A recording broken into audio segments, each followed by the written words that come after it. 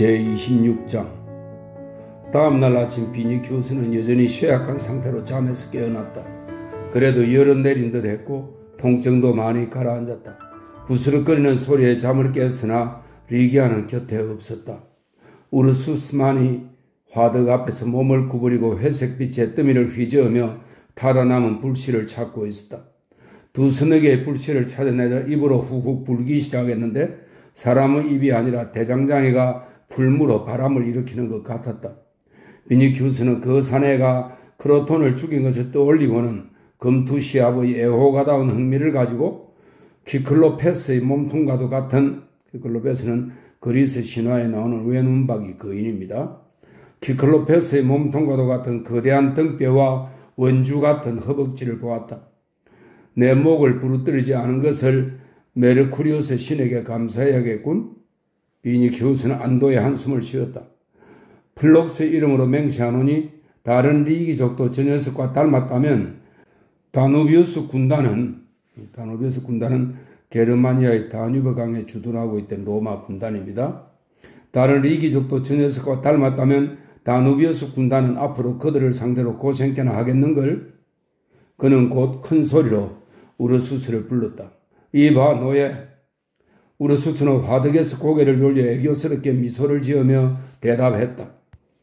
하나님께서 나리에게 좋은 하루와 건강을 내려주시기 바랍니다. 그리고 나리, 저는 자유인이지 노예가 아닙니다. 마침 비니키우스는 우르수스에게 리기아의 고향에 대해 이것저것 물어보려 했는데 이 말을 듣자 기분이 좋아졌다. 왜냐하면 로마의 법률과 관습이 인간으로 인정하지 않는 노예와 이야기하는 것보다는 비록 신분은 낮을지언정 자유인과 이야기하는 편이 로마인이자 귀족인 자신의 품위를 덜 손상시킨다고 생각했기 때문이다. 그럼 너는 아울루스 가문의 종이 아니란 말이냐? 네, 나리. 저는 원래 칼리나 아가씨의 어머님을 모셨는데 그 인연으로 칼리나 아가씨도 모시게 된 것입니다. 하지만 이건 다 제가 하고 싶어서 하는 일입니다. 우르수스는 또다시 화덕적으로 머리를 숙여 입김을 후 불면서 그 위에 장작을 올려놓았다. 일을 다 마친 뒤 그는 머리를 들며 말했다. 우리 부족에게는 노예라는 것이 없습니다. 리기아는 어디 있지? 비니키우스가 물었다. 방금 이 방에서 나가셨습니다. 제가 나리의 아침 식사를 준비하게 되었습니다.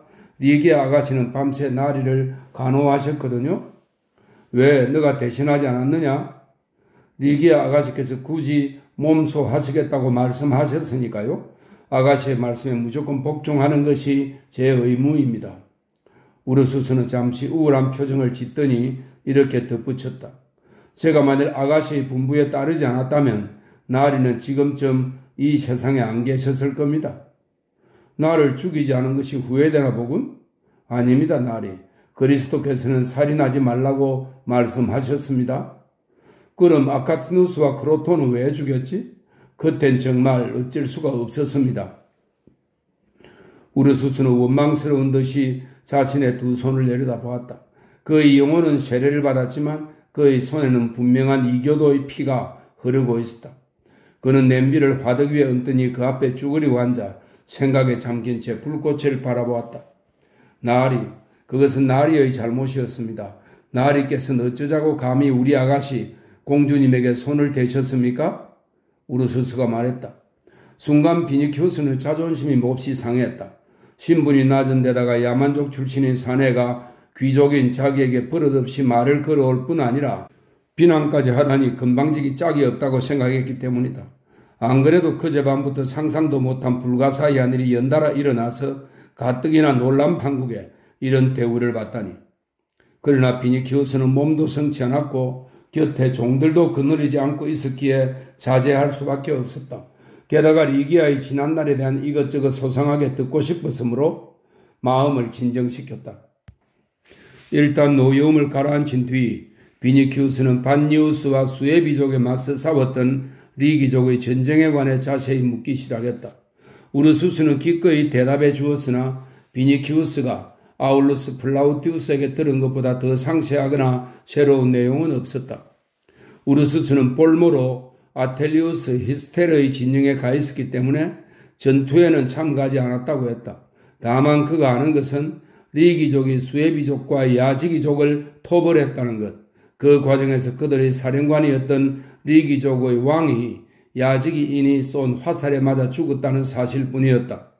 그리고 얼마 후 셈노네스족은 게르만의 한 부족인데 수에비족과 연합하여 세력이 커진 족속이라고 합니다.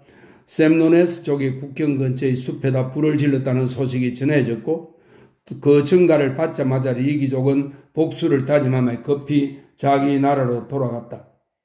인질들은 아텔리우스 장군의 손에 맡겨졌다. 아텔리우스는 그 불볼모들에 대해 마땅히 왕가의 영예를 지켜주어야 한다고 명령했다. 얼마 안 가서 리기아의 어머니가 세상을 떠났다. 그 로마의 장군은 그녀의 어린 딸을 어떻게 해야 좋을지 몰랐다. 우르수스는 공주를 데리고 고국으로 돌아가려 했으나 도중에 들짐승과 야만족의 습격을 받을 위험이 있어 망설이고 있었다. 그러던 중 리기족의 사절이 폼포니우스 장군을 찾아가서 마르코마니족과의 전투에 마르코마니족은 게르만의 부족인데요. 본래의 거주지에서 보헤미아로 이주해가지고 로마의 위협이 됐던 그런 족속이라고 합니다. 마르코마니족과의 전투에 지원군을 보내기로 했다는 소식이 들려왔다. 이 얘기를 듣고 아텔리우스는 우르수스로 하여금 리기아를 폼포니우스에게 데리고 가도록 했다. 그러나 우르수스는 막상 폼포니우스에게 가보니 사절 따위는 온 적이 없었음을 알게 되었다. 그리하여 두 사람은 폼포니우스의 진영에 남게 되었다. 폼포니우스는 두 사람을 로마로 데리고 돌아왔고 계선식을 마치자 어린 공주를 그의 누이인 폼포니아 그레키나에게 주었던 것이다. 우르수스의 이야기 중에서 비니키우스가 모르고 있었던 것은 자질구레한 일들 뿐이었다. 그래도 비니키우스는 흐뭇한 마음으로 열심히 귀를 기울였다. 리기아가 왕가 출신이라는 사실이 살아있는 증인의 입으로 확인되었기에 자신의 가문에 대한 그의 오만한 자부심을 만족시켜 주었기 때문이다. 왕족의 핏줄을 이어받은 이상 리기아는 궁중에서도 최고의 명문 출신 처녀들과 동등한 위상을 가질 수 있는 것이다. 특히 다행한 일은 그녀의 아버지가 다스리던 부족이 단 한 번도 로마와 전쟁을 벌인 적이 없다는 점이다. 게다가 리기인들은 야만족이기는 하지만 아텔리우스 히스텔의 증언에 따르면 수많은 용사를 보유하고 있어 필요할 때면 무서운 힘을 발휘할 수 있는 저력을 지닌 부족이 아닌가. 우르수스야말로 히스텔의 말이 사실이라는 것을 증명해주는 살아있는 증거였다.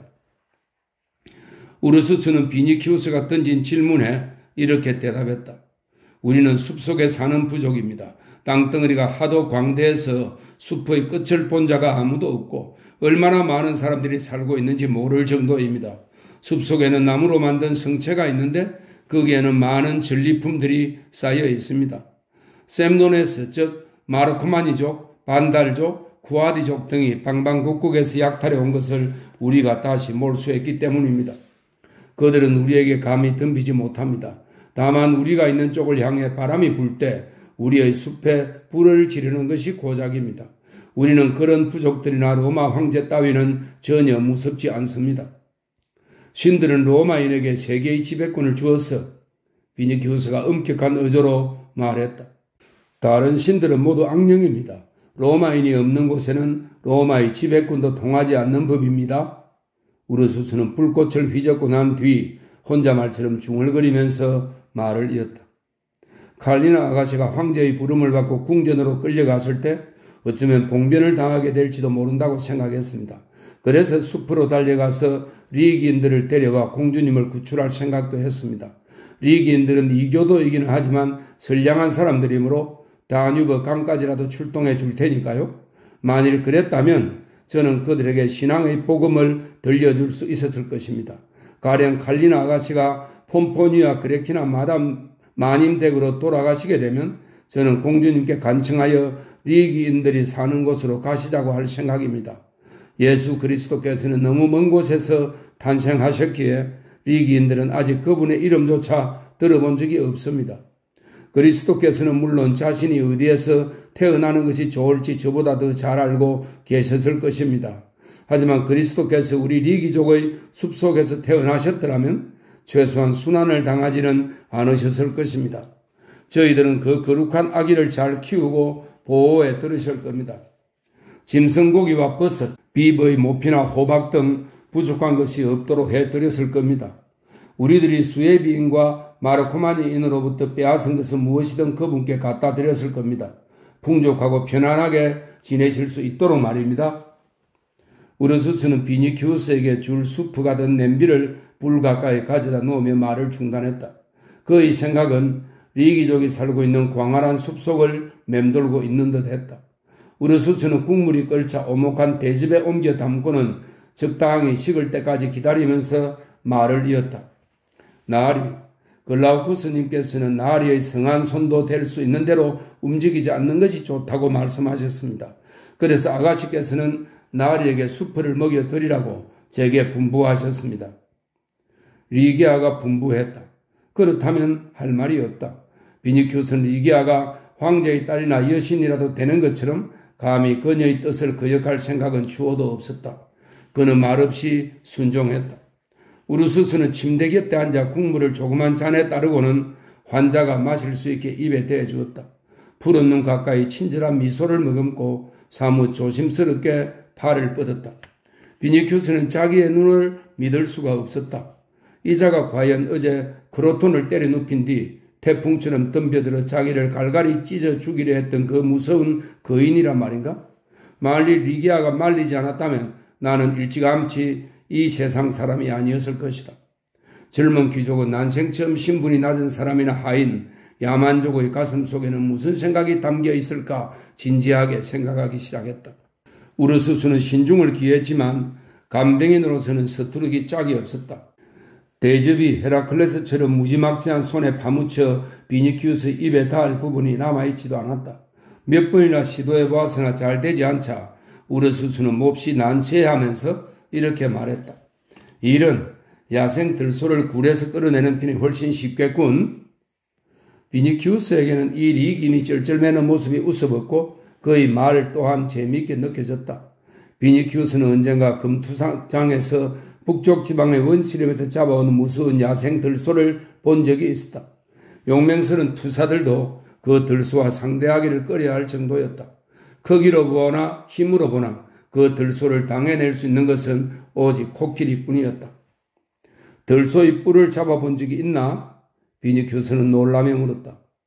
20살 겨울을 넘기기 전에는 좀 무섭다고 생각했죠. 하지만 그 후에는 간혹 들소 사냥을 하곤 했답니다. 우르수스는 다시 비니큐스에게 수프를 먹이려고 했으나 그 솜씨는 아까보다도 더 서툴렀다. 미리암이나 나자리우스에게 부탁을 해야겠군요. 우르수스가 말했다. 바로 그때 휘장이 젖히면서 리기아의 파리한 얼굴이 나타났다. 제가 금방 도와드릴게요. 잠시 후 리기아가 침실에서 나왔다. 옛날부터 카피티움이라고 불리던 앞가슴을 꼭 조이는 몸에 달라붙는 튜닝만을 걸치고 머리는 풀어내린 것으로 보아 잘 채비를 하고 있었던 것만 같았다. 그 모습을 보자 비니큐스의 가슴이 뛰었다. 그가 왜 여태까지 잠을 자지 않았느냐고 나무라자 리기아는 명랑한 어조로 말했다. 막 자리던 참이었어요. 하지만 자기 전에 우르수스와 교대해야겠습니다.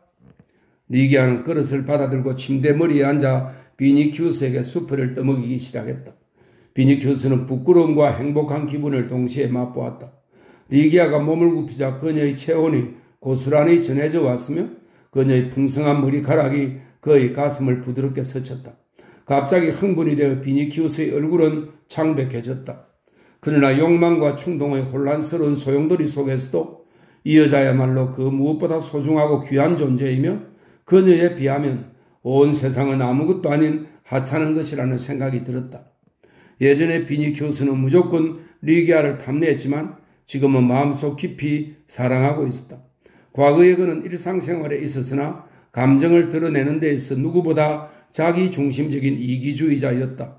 그때는 자신의 일 외에는 다른 아무 것에도 관심을 두지 않았지만 지금은 그녀의 입장에서 생각하고 리기아의 심정을 헤아릴 줄 알게 되었다. 잠시 후 비니키우스는 그만 먹겠다고 했다. 리기아의 얼굴을 바라볼 수 있기에 그녀가 옆에 있어주는 것만으로도 말할 수 없이 쾌감을 느끼면서도 행여 그녀가 힘들까봐 이렇게 말했다. 자, 이젠 됐습니다. 가서 주무십시오. 나 여신이여. 저를 그렇게 부르지 마세요. 그런 호칭은 제게는 어울리지 않아요. 리기아가 말했다. 그러고는 비니키우스에게 다정한 미소를 지으며 자기는 졸리지도 고단하지도 않으니 글라우쿠스가 올 때까지 자지 않겠다고 말했다. 비니키우스에게는 그 말이 마치 흥겨운 노래소리처럼 들렸다. 그의 가슴은 벅찬 희열과 고마움으로 가득 차 더욱 세게 고동쳤으나 그 심정을 어떻게 표현해야 좋을지 알 수가 없었다. 리기아. 잠시 후 그는 겨우 말문을 열었다. 예전에 나는 당신을 잘 몰랐습니다. 이제야 겨우 내가 잘못된 길로 당신에게 다가가려 했다는 것을 깨달았습니다. 당신은 폼포니아 그레키나에게로 돌아가 주십시오. 앞으로는 아무도 당신에게 손끝 하나 떼지 못하게 하겠습니다. 그녀의 표정이 갑자기 흐려졌다. 멀리서라도 어머니의 얼굴을 볼 수 있다면 얼마나 좋겠어요. 하지만 이젠 그댁에 돌아갈 수 없어요. 왜 그렇소? 비니큐스가 깜짝 놀라며 물었다. 저희 그리스도교 신자들은 악테에게서 팔라티움 궁전에서 일어난 일들을 들어서 다들 알고 있답니다. 황제는 제가 도망친 후 네아폴리스로 떠나기 전에 아울루스님과 폼포니아님을 궁전으로 불러들여서 그 두 분이 저를 도망시킨 것으로 알고 대단히 화를 내셨다는군요. 다행히도 아울루스님은 폐하께서도 아시다시피 저는 지금까지 거짓말이라고는 단 한 번도 입에 올려본 적이 없습니다. 저는 리기아를 도망가게 한 일도 없고 지금 그 애가 어디서 무엇을 하는지 폐하와 마찬가지로 전혀 알지 못한다는 사실을 폐하 앞에서 맹세할 수 있습니다. 하고 말씀하셨답니다. 천만다행으로 황제도 그 말을 믿고 더 이상 문제 삼지는 않으셨다는군요. 하지만 저는 장로님의 권고에 따라 어머님께도 제 거처를 알려드리지 않았습니다. 그래야 어머님께서 언제 어디서 추궁을 당하시더라도 제 일에 관해서는 아무것도 모른다고 단호하게 맹세하실 수 있을 테니까요. 비니키우스, 아마 당신은 이해하시기 어렵겠지만 저희들은 생명이 위태로운 순간이라도 절대로 거짓말을 해서는 안 된답니다. 그것이 신앙의 가르침이고 저는 그 가르침을 언제까지나 정성껏 따르고 싶어요. 그래서 저는 아울루스 댁에서 나온 후 일부러 아무 소식도 전하지 않았답니다. 어머님께서는 그저 풍문만으로 제가 무사히 살아있다는 것을 알고 계실 뿐이지요. 리기아는 그리움을 참지 못해 여기서 말을 끊었다. 그녀의 눈은 눈물로 젖어 있었다. 잠시 후 그녀는 마음을 진정시키고 말을 이었다. 어머님께서도 저를 그리워하신다는 것을 알고는 있어요. 하지만 저희에겐 다른 사람이 갖지 못한 마음의 위안처가 있습니다. 그렇겠죠. 당신들의 위안은 예수 그리스도를 말하는 거겠죠. 하지만 나는 잘 이해가 가지 않습니다. 우리들을 보세요. 우리에게는 이별도 없고 슬픔이나 괴로움도 없답니다. 만일 그런 것들이 다가와도 곧 환희로 바꿀 수 있지요. 당신들에게는 생명의 끝인 죽음조차도 우리에겐 생명의 시작입니다. 하찮은 행복에서 완벽한 행복으로 나아가게 되고 불안과 공포를 영원한 평화로 탈바꿈시키는 것이죠. 원수에게도 사랑을 베풀라는 가르침, 거짓말을 금하고 영혼을 노여움에서 깨끗이 정화시켜 죽은 뒤에도 행복을 약속하는 가르침이 어떤 것일지 한번 생각해 보세요. 그런 말은 오스트리아눔에서 이미 들었습니다. 나와 킬로에 대해서 당신들이 어떻게 해주었는지도 잘 알고 있고요. 당신들이 베푼 선의를 생각하면 모두가 꿈만 같아서 내 귀나 눈을 의심하게 됩니다. 그러나 한 가지만 당신에게 질문할 테니 대답해 줘요. 당신은 행복합니까? 네, 그렇습니다. 제가 그리스도를 믿고 있는 이상 불행해지지는 않는답니다. 비니키우스는 인간의 이성을 초월한 어려운 이야기를 들은 듯 그녀를 뚫어지게 응시하고 있었다. 그럼 당신은 폼포니아 댁으로 다시 돌아가고 싶지 않단 말인가요? 진심으로 가기를 원합니다. 만일 그것이 하나님의 뜻이라면 돌아가겠어요. 그렇다면 내 말대로 하십시오. 돌아가세요. 우리 집안의 수호신을 걸고 맹세하건대 나는 앞으로 당신을 절대 괴롭히지 않겠습니다. 리기아는 잠시 생각하더니 이렇게 말했다. 안 돼요. 그럴 수는 없습니다. 저는 가까운 분들을 위험에 처하게 하고 싶지 않아요. 황제는 아울루스 가문을 미워하고 있어요. 만일 제가 집으로 돌아가면 노예들이 소문을 퍼뜨려 제가 돌아왔다는 사실을 온 로마가 알게 될 것입니다. 황제도 황궁의 노예들로부터 그 소문을 듣게 될 거고요. 그렇게 되면 아버님과 어머님을 처벌하든지 아니면 또다시 저를 그분들한테서 빼앗으려 들 거예요? 그렇겠군요. 빈지키우스가 미간을 찌푸렸다. 그 말이 맞아요. 황제는 누구라도 자기 뜻에 굴복하지 않으면 안 된다는 것을 보여주기 위해서라도 능히 그렇게 할 것입니다. 요즘 황제가 당신 일을 잊어버린 것은 사실입니다. 아무튼 황제는 당신이 도망친 것이 나에 대한 모욕이지 자기에 대한 모욕이라고는 생각하지 않을 겁니다. 그러나 당신이 돌아왔다는 사실을 알게 되면 어쩌면 당신을 아울루스가에서 데려와 내게 보내줄지도 모릅니다. 그렇게 되면 내가 다시 폼포니아에게 당신을 돌려보내겠습니다. 그러자 리기아는 애처롭게 물었다.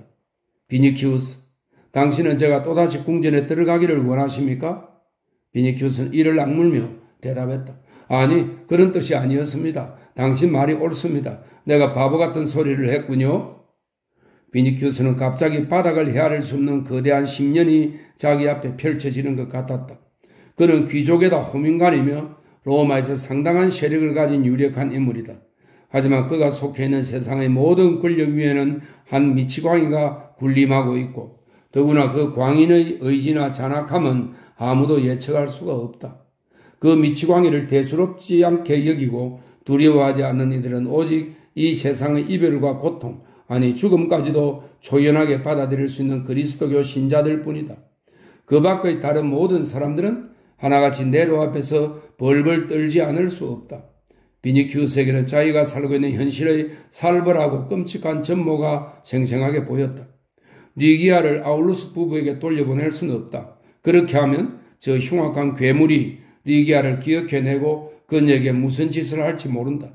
만일 비니키우스 자신이 리기아를 아내로 삼는다면 같은 이유로 자기와 리기아 그리고 아울루스 부부까지 위험에 빠질 염려가 있다.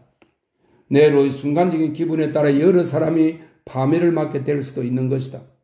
비니키우스는 난생 처음으로 이 세상이 새롭게 변화되고 개조되지 않는 한 인생이 무의미한 것이 될 수밖에 없음을 느꼈다.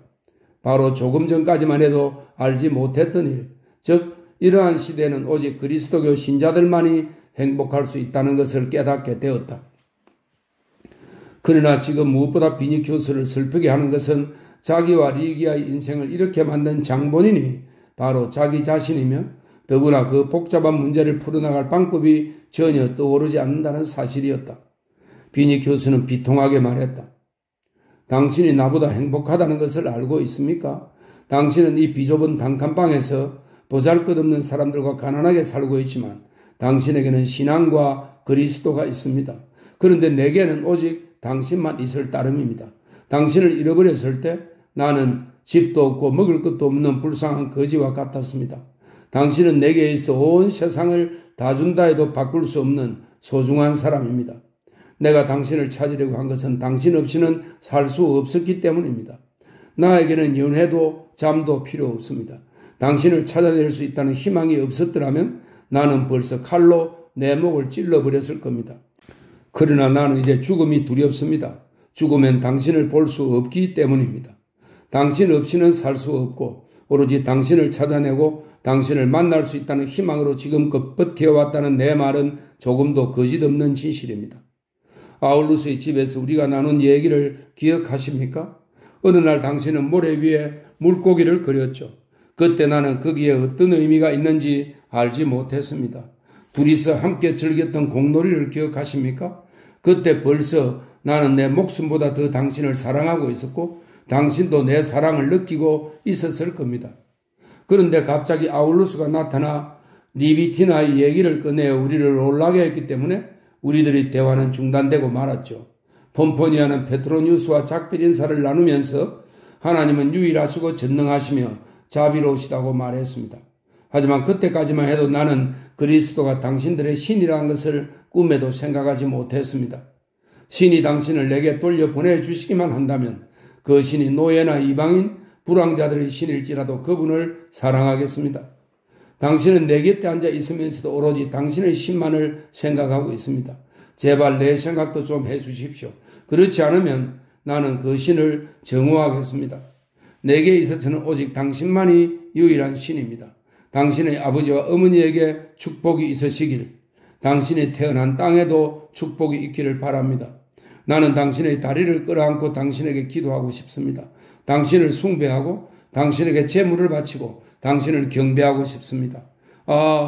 당신이야말로 진정한 여신입니다. 당신은 내가 얼마나 당신을 사랑하고 있는지 모르고 있습니다. 알 리가 없겠죠.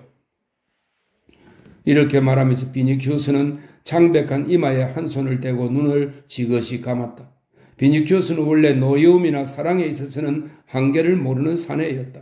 일단 자제력을 잃어버리면 체면도 자존심도 아랑곳하지 않고 필사적으로 밀어붙였다. 그의 말들은 영혼의 밑바닥에서부터 진심으로 우러나온 말이었다.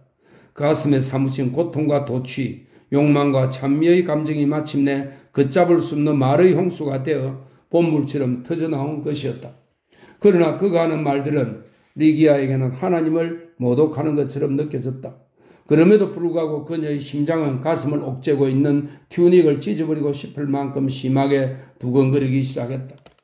그녀는 비니키우스의 고통과 괴로움에 연민을 느끼지 않을 수 없었고 그의 입에서 연달아 쏟아져 나오는 찬미의 말에 감동하지 않을 수 없었다. 그녀는 자기가 한없이 사랑받고 숭배받고 있다는 것을 실감했고 이 고집불통에다 물불을 가리지 않는 남자가 그의 몸과 마음을 마치 노예처럼 자기에게 바치려 한다는 것을 알았다. 자신에게 복종하려는 이 남자의 겸손한 태도와 그를 그렇게 만든 자신의 힘을 느끼면서 그녀는 형언할 수 없는 행복에 잠겼다. 온갖 추억이 주마등처럼 스쳐 지나갔다. 이제 그 젊은이는 예전의 멋지고 당당한 비니키우스가 되어 아울루스의 집에서 사랑을 고백하여 마냥 어리기만 한 자기에게 사랑의 감정을 눈뜨게 해준 남자. 아직도 그 느낌이 생생할 정도로 자신의 입술에 달콤하게 입맞춰준 남자. 또한 팔라티움 궁전에서 우르수스가 마치 불길 속에서 구출하듯이 품에서 억지로 떼어내야만 할 정도로 자신을 격렬하게 포옹해준 남자. 그가 다시 리기아의 눈앞에 나타난 것이었다. 지금 그 비니키우스가 바로 그 자신의 눈앞에서 독수리와 같은 단단한 얼굴에 고통과 경탄의 빛을 띤 채 애원하는 듯한 눈길로 열렬하게 사랑을 고백하고 있다. 환자의 몸으로 이루지 못할 사랑에 상심하여 애처롭게 자신의 심정을 고백하는 비니키우스를 보고 있자니 이제는 그가 자기가 소원했던 사람으로 바뀔 수 있을 것 같고 온 영혼을 기울여 사랑할 수 있는 사내로 보였다. 그 전의 비니키우스가 아닌 그보다 훨씬 더 사모하는 사람으로 느껴진 것이다. 리기아는 갑자기 비니키우스의 사랑이 폭풍처럼 자기를 휘감고 어디론가 데려가는 것이 아닌가 겁이 났다. 그러자 방금 비니키우스가 그랬던 것처럼 그녀도 무서운 10년의 가장자리에 서 있는 듯한 느낌이 들었다. 나는 왜 아울루스의 집을 떠나야만 했을까? 무엇 때문에 이렇게 오랫동안 로마의 빈민굴에 숨어있게 되었을까? 이 남자, 비니키우스는 어떤 사람일까? 그는 귀족이며 군인이고 네로의 조신이다. 아직도 기억에 생생한 향년에서 보았듯이 그는 네로와 더불어 광기와 쾌락을 나누는 사람이다. 그는 다른 이들과 함께 신전을 전전하면서 사악한 신들에게 제물을 바쳤다. 더구나 그 신들을 진심으로 믿은 것도 아니고 단지 형식적으로 숭배하는 데 불과했다. 비니키우스는 나를 노예로 만들고 정부로 삼고 그것도 모자라 그리스도를 노하게 할 사치와 향락, 죄악과 방탕이 가득한 세계로 끌어들이기 위해 여기까지 쫓아왔다. 그런 그가 지금은 전혀 다른 사람이 된 것처럼 보인다. 하지만 조금 전까지만 해도 리기아가 그리스도를 자기보다 더 사랑하면 그리스도를 정오하겠다고 말하지 않았는가? 리기아의 생각으로는 주님 외에 다른 사람을 사랑하는 것은 그가 어떤 사람이건 간에 그리스도와 그의 가르침에 대한 죄악을 저지르는 것이나 다름없었다. 그래서 리기아는 자기 영혼의 밑바닥에 그런 사랑의 감정과 욕망이 싹트고 있다는 사실을 깨닫는 순간 자신의 장래와 스스로의 믿을 수 없는 감정에 대해 불안함을 느끼게 되었다. 이처럼 리기아가 번민하고 있을 때 글라우쿠스가 들어왔다. 환자를 돌보기 위해 온 것이다. 비니키우스의 얼굴에는 당장 노여움과 함께 짜증스러운 기색이 떠올랐다. 리기아와 더 이상 이야기를 나눌 수 없게 되어 화가 난 것이다. 글라우쿠스가 병세에 대해 묻자 그는 그의 경멸에 가까운 말투로 퉁명스럽게 대꾸했다. 하지만 잠시 후에 태도를 바꾸었다. 오스트리아눔에서 설교를 들은 뒤에 비니키우스의 완고하고 거친 성품이 조금은 부드러워졌을 것이라고 기대한 것은 리기아의 착각이었으며 그 착각은 금세 드러나고 말았다. 비니키우스가 달라진 것은 오직 리기아를 대할 때뿐이었다. 리기아에 대한 단 하나의 진심을 제외하면 비니키우스에게는 본래의 사납고 이기적이며 로마인 특유의 잔인한 기질이 여전히 남아있어 그리스도의 온화한 가르침에 젖어들기는커녕 감사의 마음조차 느끼지 못했던 것이다. 마침내 리기아는 근심과 불안에 휩싸인 채 방에서 나갔다. 오래전부터 그녀는 기도 속에서 눈물처럼 깨끗하고 맑은 마음을 그리스도께 바쳐왔다. 그러나 지금은 그 청아한 마음이 잔뜩 흐려져 있었다. 마음에 핀 꽃 속에 독을 품은 벌레가 들어와 사방을 기어다니며 소란을 피우는 것 같았다. 이틀 밤을 꼬박 세우고 자리에 누웠으나 깊은 잠을 잘 수가 없었다. 그녀는 꿈을 꾸었다. 오스트리아 눔에서 네로가 한 무리의 조신들과 무의들, 광대들과 금투사들을 거느린 채 장미꽃으로 화려하게 장식한 전차를 타고 가며 그리스도교 신자들을 짓밟았다. 비니키우스가 그녀의 팔을 붙잡아 전차 위로 끌어올리더니 그녀를 품에 안으며 속삭였다. 자, 이리 오시오. 우리와 함께 갑시다. 27장. 그 후로 리기아는 다른 사람들이 함께 있는 방에는 좀처럼 모습을 나타내지 않고 비니키우스의 침대에도 가까이 가지 않았다. 그녀는 좀처럼 마음의 안정을 찾을 수 없었다. 리기아는 비니키우스가 애원한 듯한 눈길로 자신을 쫓고 있고 자신의 말 한마디 한마디를 은총처럼 기다리고 있다는 것을 느끼고 있었다. 행여 그녀의 기분을 상하게 할까봐 매사에 인내하며 불평 한마디 하지 않는 것을 보자 그에게는 오로지 리기아 자신만이 건강이요 기쁨이란 사실을 알게 되었다. 리기아의 마음은 갈수록 비니키우스에 대한 연민으로 가득 찼다. 그를 피하려고 애를 쓸수록 더욱더 그가 불쌍하게 느껴졌고 그래서 그에 대한 감정이 더욱 애틋해지는 것을 느꼈다. 리기아는 평정을 잃고서 때로는 비니키우스의 곁에 있어주는 것이 자신의 의무라는 생각이 들기도 했다. 하나님의 가르침을 악을 선으로 갚으라고 하지 않았는가? 그렇다면 그와 얘기를 나누면서 그를 참다운 신앙으로 인도할 수 있을 것만 같았다. 그러나 리기아의 양심은 자신이 지금 스스로를 기만하고 있으며 비니키우스에게 끌리는 것은 그의 사랑과 매력 때문이라고 속삭이고 있었다. 그래서 리기아는 점점 깊어가는 고민 속에서 하루하루를 보냈다. 이따금 리기아는 자신이 빠져나오려고 발부둥 치면 칠수록 점점 더 깊이 감겨드는 그물에 걸린 것 같다는 생각을 하곤 했다. 시간이 흐를수록 그의 얼굴을 가까이에서 보고 싶었고 그의 목소리가 그리워져만 가는 것을 어쩔 수 없었다.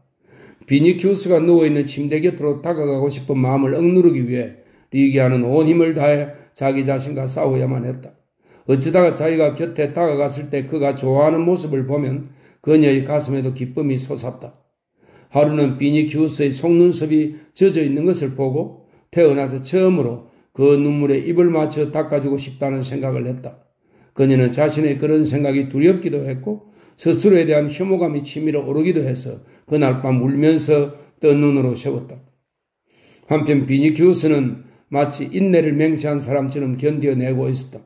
때로는 그의 눈에 안절부절 못하는 조급한 마음과 분노, 자만심이 비치기도 했지만 곧 마음을 가다듬고 용서라도 비는 듯 풀이 죽은 눈빛으로 리기아의 얼굴을 쳐다보곤 했다. 그런 모습이 더욱 그녀의 마음을 끌어당겼다. 지금껏 이런 진지한 사랑을 받아본 적이 한 번도 없었다고 생각하자 리기아는 죄책감과 행복감을 동시에 느꼈다. 비니키우스는 완전히 딴 사람이 되었다. 클라우쿠스와 얘기를 나눌 때도 그전처럼 오만하게 굴지 않았다. 그 가엾은 늙은 의사도 극진하게 자기를 간호해주는 이방인 노파 미리암도 늘 기도에만 몰두하고 있는 크리스푸스 노인도 모두 자기와 똑같은 인간이라는 생각이 들었다. 자신의 생각이 스스로도 놀라웠지만 자꾸만 그런 생각이 드는 것은 어쩔 수 없었다. 비니키우스는 우르수스에게도 점차 친밀감을 가지게 되었다. 우르수스와는 리기아의 이야기를 할 수 있었으므로 어떤 때는 둘이서 온종일 대화로 시간을 보내기도 했다. 이 거인은 한 번 이야기를 시작하면 그칠 줄을 몰랐다. 환자 곁에서 이것저것 자질구레한 일을 돌봐주는 동안 우르수스 또한 비니키우스와 정이 들었다. 지금까지 비니키우스에게 있어 리기아는 그녀를 둘러싼 주위 사람들과는 다른 훨씬 더 고결하고 신성한 존재였다. 그러나 이제는 이 가난하고 순박한 사람들에게도 눈길을 주게 되었으며 그들에게서 지금까지 살아오면서 깨닫지 못했던 새로운 면들, 소중한 미덕들을 발견하게 된 것이다. 비니큐스는 오직 한 사람, 나자리우스에게는 호감을 가질 수 없었다. 혹시라도 이 소년이 리기아를 연모하고 있지는 않을까 하는 우려 때문이었다. 그는 오랫동안 소년에 대해 언짢은 마음을 억누르며 겉으로 내색을 하지 않고 있었다. 그런데 어느 날 나자리우스가 자기가 번 돈으로 시장에서 메추리 한 쌍을 사가지고 와서 리기아에게 선물하는 것을 보고 젊은 귀족은 피가 끓어오르는 듯한 질투를 느꼈다. 사실 비니큐스에게는 아직도 이방인 출신의 떠돌이를 벌레만도 못할 것으로 여기는 타고난 로마인의 자부심이 남아있었던 것이다. 리기아가 고맙다고 인사하는 것을 듣자 비니큐스의 얼굴은 백지장처럼 창백해졌다. 나자리우스가 3개 줄 물을 가지러 간 사이 비니큐스는 리기아에게 이렇게 쏘아붙였다. 리기아, 당신은 저런 녀석으로부터 선물을 받고도 태연하군요. 그리스인들이 저놈의 족속들을 뭐라고 부르는지 알아요? 유대의 개라고 부릅니다. 그리스인들이 뭐라고 하는지는 잘 모릅니다. 다만 나자리우스가 그리스도 교인이고 우리의 형제라는 것만은 알고 있어요. 이렇게 말하면서 리기아는 놀라움과 실망이 어린 눈으로 비니큐스를 바라보았다. 예전의 그 불같은 성질이 비니큐스에게서 이미 사라졌다고 믿고 있었기 때문이다. 비니큐스는 그런 형제는 죽을 때까지 매질을 하거나 아니면 시칠리아의 자기 영지에 있는 포도밭에 보내어 발에 쇠사슬을 채우고 소처럼 부르야 한다고 호통치고 싶었지만 이를 악물고 참았다. 그는 간신히 분노를 가라앉히고 이렇게 말했다. 리기아, 용서해 주시오. 당신은 내게 여왕이며 태양이요. 나자리우스가 방 안에 다시 돌아왔을 때 비니큐스는 완전히 평온을 되찾고 집으로 돌아가면 정문에 있는 공작새나 홍학 한 쌍을 나자리우스의 집에 갖다 주겠다고 약속했다. 리기아는 비니큐스가 자기 자신을 극복하기 위해 얼마나 애쓰는지 충분히 알 수 있었다. 그가 자신의 감정을 자제하면 할수록 그녀의 마음은 점점 더 그에게 기울어졌다. 사실 나자리우스에 대한 비니큐스의 질투와 분노는 리기아가 짐작한 대로 심각한 것은 아니었다. 잠깐 그에게 화가 났을지도 모르지만 대수롭지 않은 소년을 오랫동안 질투할 까닭이 없었다. 미리암의 아들은 이 오만한 로마 귀족의 눈에는 강아지와 다를 바 없었다. 더군다나 그는 아직 어린아이가 아닌가. 이 아이가 리기아를 좋아한다 해도 그건 하인이 주인에게 바치는 충성에 지나지 않을 것이다. 정작 이 청년 호민관에 있어 힘든 것은 주변 사람들이 섬기고 있는 그리스도와 그 가르침에 자꾸만 이끌리는 자기 자신과 그것을 거부하려는 의지 사이의 격렬한 갈등이었다. 비니큐스의 마음속에서는 어느덧 놀라운 변화가 일어나고 있었다. 어쨌든 리기아가 믿고 있는 종교였기에 오직 그 이유만으로 비니큐스는 이미 그것을 받아들일 준비가 되어 있었던 것이다.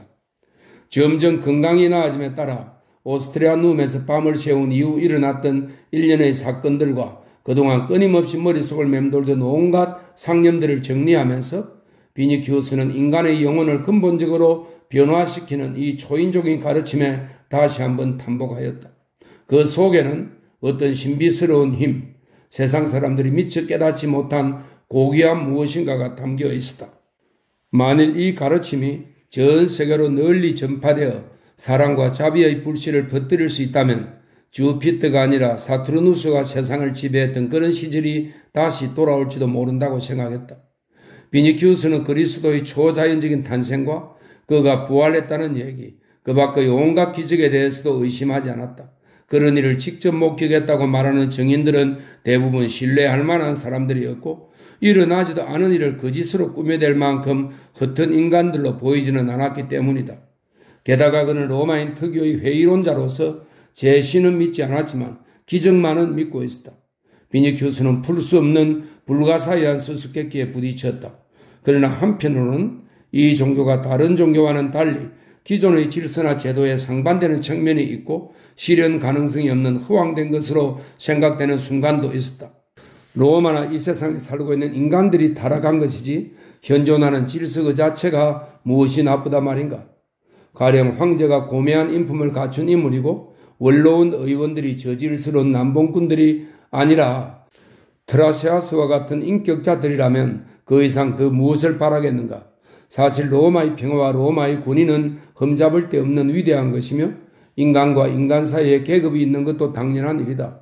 그런데 비니키우스가 아는 바에 의하면 이 새로운 종교는 모든 제도와 권력, 차별을 인정하지 않는다. 그렇다면 로마의 지배력과 그 군인은 어떻게 될까?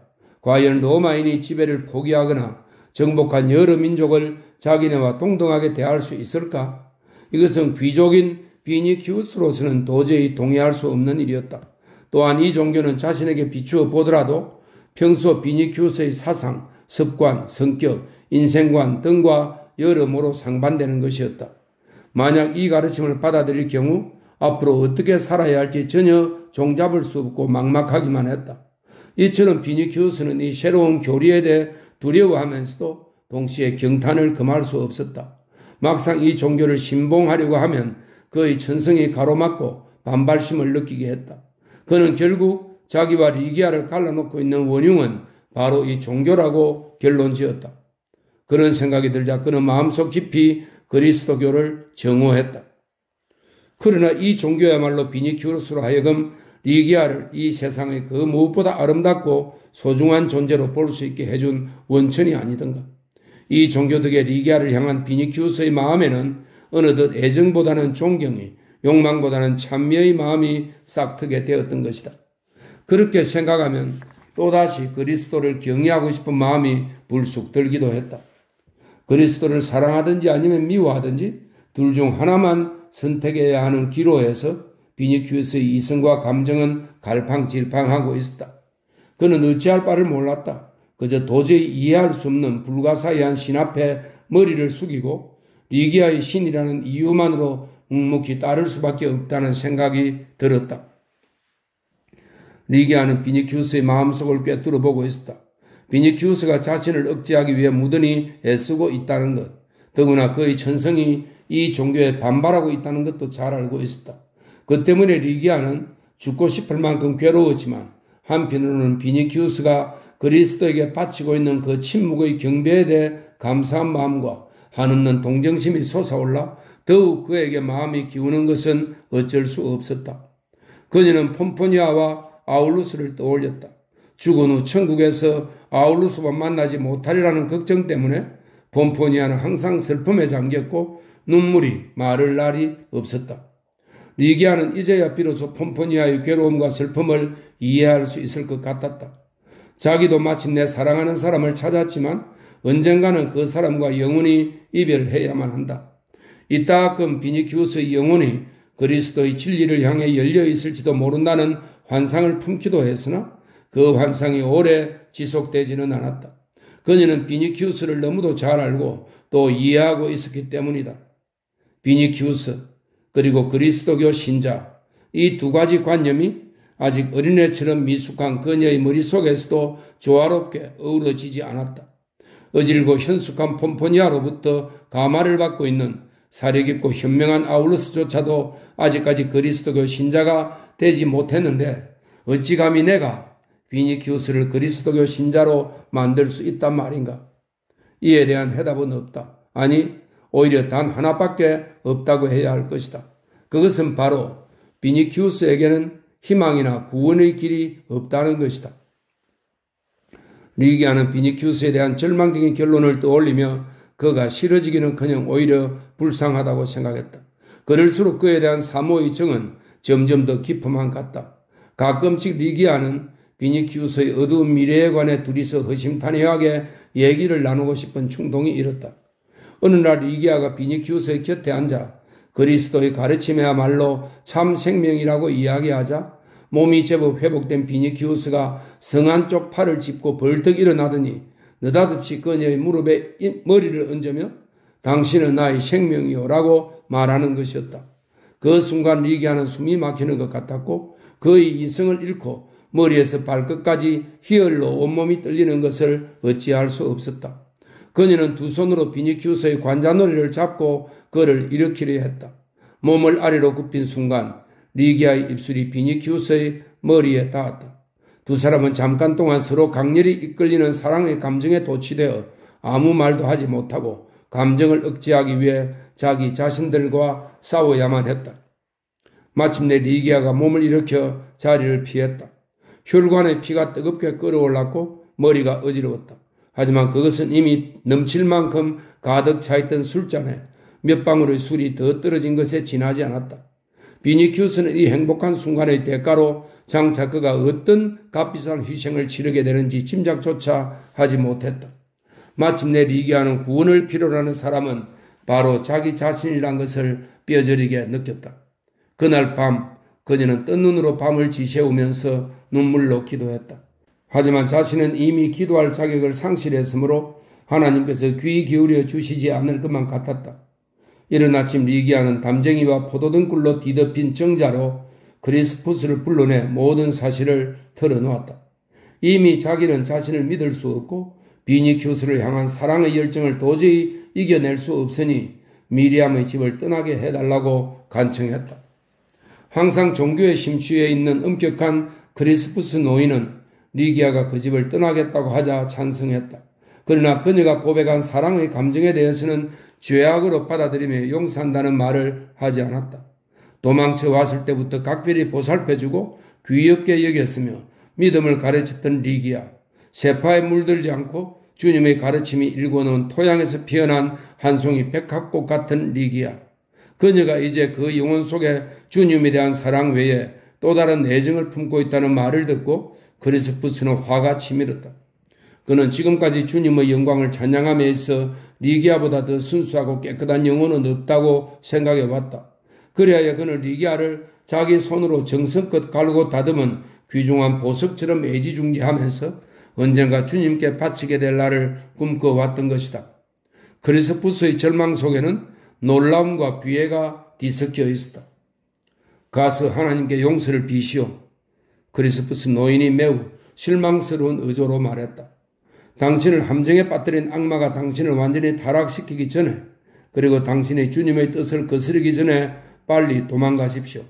주님께서 십자가에 매달려 돌아가신 것은 자신의 피로 당신의 영혼을 구원하시기 위해서입니다.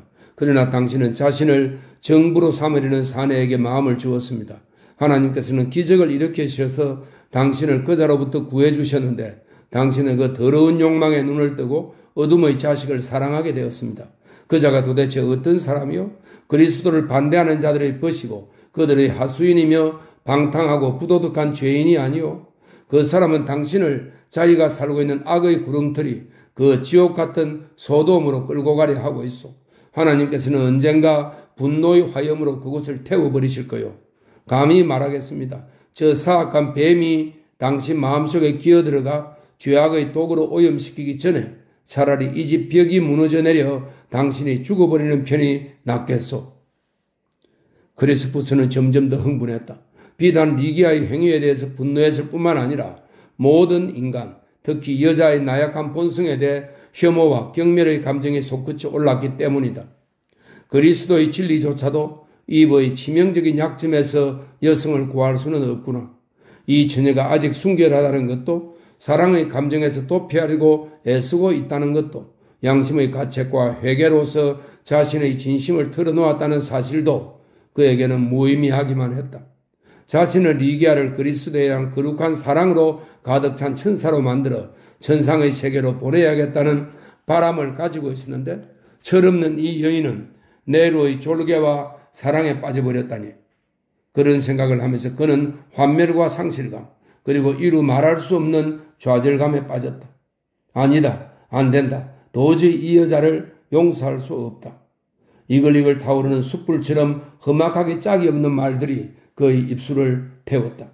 그는 쏟아져 나오려는 그 말들을 입 밖에 내지 않으려고 부단히 자신과 싸웠으나 자기도 모르는 사이에 공포에 떨고 있는 소녀의 머리 위에서 깡마른 두 손을 휘두르며 균열하게 힐책하고 있었다. 리기아는 자기에게 죄가 있다고는 생각했지만 이 정도까지 심한 질책을 받을 줄은 몰랐다. 미리암의 집을 떠나면 유혹도 극복할 수 있을 테고 죄도 가벼워지리라고 믿고 있었던 것이다. 그리스푸스는 리기아를 호되게 나무라면서 그녀의 영혼이 지금 얼마나 비천한 상태에 있는지 조목조목 지적했다. 그녀는 그리스푸스 노인의 입에서 이런 말을 들으리라고는 꿈에도 생각지 못했다.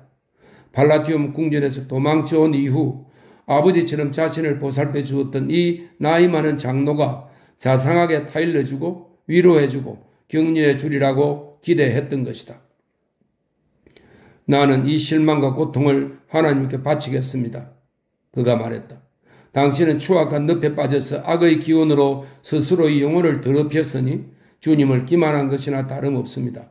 당신의 영혼을 진귀한 그릇처럼 하나님께 봉헌하고 주님 이 그릇에 은총을 가득 채워주소서 하고 기도할 수도 있었는데 그것을 악마의 종에게 바치려고 했습니다. 부디 하나님께서 당신을 불쌍히 여기셔 용서해 주시기를 빌겠소. 나는 당신이 뱀의 유혹에 넘어가기 전까지는 하나님의 선택을 받은 사람이라고 생각하고 있었는데 갑자기 크리스푸스는 말을 끊었다. 그곳에 자기네 두 사람 외에 누군가 딴 사람이 있는 것 같은 기척을 느꼈기 때문이다. 여름이나 겨울이나 한결같이 푸르른 담쟁이 등굴과 쉬던 나팔꽃 잎 사이로 두 사람이 걸어 나오는 모습이 크리스푸나의 눈에 띄었다. 한 사람은 사도 베드로였으나 다른 한 사람은 금방 알아볼 수가 없었다. 길리키움이라고 불리는 거친 양모 외투로 얼굴 한쪽을 가리고 있었기 때문이다. 처음에 크리스푸스는 그가 킬로인 줄 알았다. 두 사람은 흥분해서 높아진 크리스푸스의 목소리를 듣고 정자 안으로 들어와 돌 의자에 앉았다. 베드로를 따라온 사람이 비로소 여인 얼굴을 드러내는데 대머리에다가 양쪽 귀 옆에만 고스머리가 수북히 덮여 있었다. 붉은 눈시울에 매부리 코. 못생기기는 했지만 영감으로 번뜩이는 그 얼굴을 보고 크리스푸스는 그가 타르수스에서 온 바오르라는 걸 알았다. 리기아는 무릎을 꿇고 절망에 쌓여 베드로의 다리를 두 팔로 안았다. 그리고 그의 옷자락에 괴로움으로 가득한 머리를 묻은 채 꼼짝도 하지 않고 엎드려 있었다. 베드로가 말했다. 그대들의 영혼에 평화가 깃들기를. 사도는 자기 발밑에 엎드려 있는 처녀를 내려다보며 왜 그러냐고 물었다. 그러자 크리스푸스는 리기아가 자기에게 고백한 모든 일들을 낱낱이 이야기했다. 리기아의 그릇된 사랑과 그로 인해 미리암의 집을 떠나기로 한 경위, 주님께 봉헌하려고 했던 눈물처럼 맑은 리기아의 영혼이 세속적인 감정에 눈뜨게 되었다는 것. 그리고 그녀가 사랑하는 자는 하나님으로부터 천벌을 받아 마땅한 온갖 죄악을 저지른 이교도라는 사실. 그로 인해 리기아의 영혼이 더럽혀지게 되었고 자기는 그 사실이 너무나도 애통하다는 이야기를 쭉 늘어놓았다. 크리스푸스가 말하는 동안 리기아는 자비를 베풀어 달라고 애원하듯 어딘가 숨을 곳을 필사적으로 찾는 사람처럼 더욱더 세게 사도의 다리를 부둥켜 안았다. 사도는 끝까지 듣고 나서 허리를 굽혀 야윈 손을 리기아의 머리 위에 올려놓으며 늙은 장로를 향해 말문을 열었다. 크리스푸스, 당신은 사랑하는 주님께서 가나의 혼인잔치에 참석하셔서 신랑 신부의 사랑을 축복하셨다는 말을 들어본 적이 없습니까? 크리스푸스의 두 손이 힘없이 축 늘어졌다. 그는 무색해져서 한마디도 하지 못하고 사도를 쳐다보기만 했다. 잠시 침묵이 흐른 뒤 베드로가 물었다. 크리스푸스, 당신은 엎드려 회개하는 막달라 마리아를 용서해 주시고 누가 봐도 명백한 죄를 저지른 죄인들을 용서하신 주님께서 한 송이 덜 백합처럼 깨끗한 이 처녀를 벌하시리라고 생각하십니까? 리기아는 베드로 사도의 곁에서 피난처를 찾은 것이 헛사가 아니었음을 깨닫고는 애처롭게 흐느끼 울면서 점점 더 강하게 사도의 다리를 껴안았다. 베드로는 리기아의 눈물 젖은 얼굴을 보고 말했다. 당신이 사랑하는 사람이 진리의 빛에 눈뜨기 전에는 당신을 죄악으로 끌어들일 염려가 있으니 될 수 있으면 그 사람을 멀리하도록 하십시오. 그러나 그 사람을 위해 기도하십시오. 당신의 사랑에는 죄가 없습니다. 아니, 당신은 유혹을 이겨내려고 노력했으니 오히려 칭찬할 만한 일입니다. 괴로워하거나 울지 마십시오. 나는 분명히 말합니다. 구세주께서는 결코 당신을 저버리지 않을 것입니다. 당신의 기도는 반드시 이루어질 터이니 슬픔 뒤에 반드시 기쁨의 날이 찾아올 것입니다.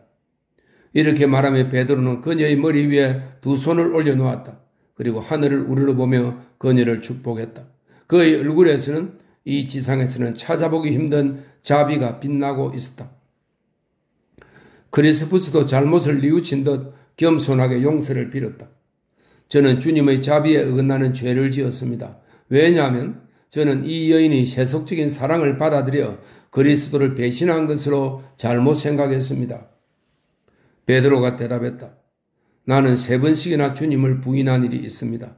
그러나 그리스도께서는 나를 용서해 주시고 자신의 어린 양들을 돌보라는 사명을 내리셨습니다.